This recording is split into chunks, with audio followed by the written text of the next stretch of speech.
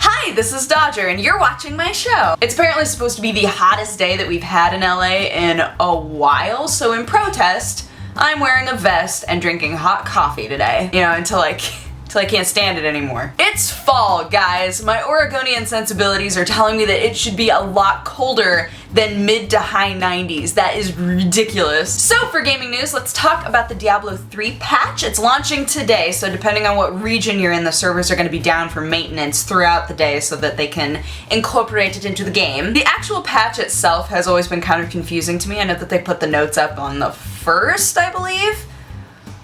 But no matter who is explaining it to me, I don't get it. So the monster power system is being incorporated, right? Which is very similar to in Diablo 2, I guess they had Players X. I never played Diablo 2, I only played Diablo 1. So I've only played 1 and 3. I missed this big bridge gap that happened there. I guess I should play it sometime. But the idea is that regardless of what difficulty level you're in, you can go into the system and you can skew the difficulty of the monsters that you're fighting. Okay, so in the patch notes, it says, with this system, players can choose to increase the health and damage of monsters according to different power levels, and in return, they'll receive scaling bonuses to experience as well as boost to magic find and gold find, which will stack above the 300% cap.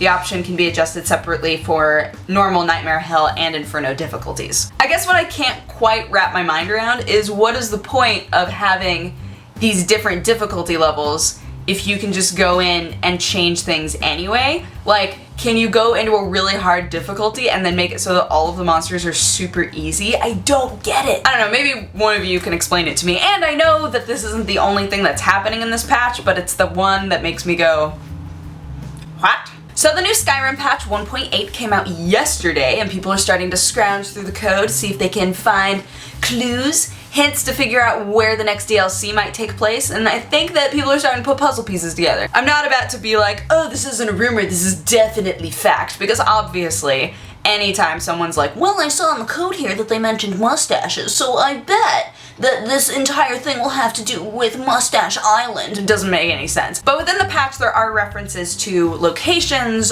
armor, and creatures that everybody knows are associated with Solstheim. The other part of this rumor is that perhaps the DLC will be called Dragonborn, because in May, Bethesda made sure to trademark that name, so everybody was like, what are they gonna use it for? So now we have Dawnguard, we have Hearthfire, and perhaps down the line, we will have the Dragonborn DLC, possibly taking place in Solstheim. I really love when a franchise has so much lore and context to it that real fans of the game can look at really anything associated with it and say, oh, that one time, that guy said that thing that I think maybe points us back to Mustache Island. As a final bit of news, if you are a Minecraft player and you've been interested in Far Cry 3, Ubisoft is going to be putting out a texture pack that's going to have a lot of Far Cry 3 elements to it that you can apply to your Minecraft game. On October 26th, that's going to be released only for PC, and it will be free, but it's kind of cool because it's going to affect, obviously, aesthetically, all of the textures, everything's going to look different, and then also,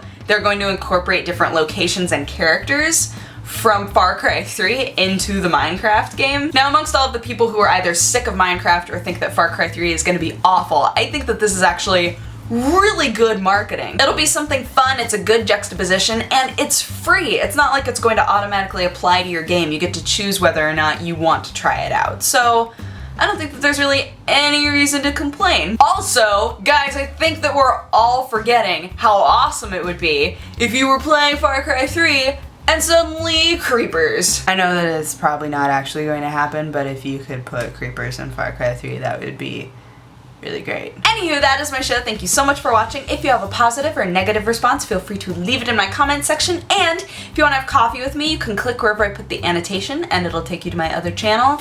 But otherwise, I hope that you had a great day. It is already so hot here and I'm upset. I will talk to you again on Friday. Okay, bye-bye. Mwah! Well, I saw in the code here that they mentioned mustaches.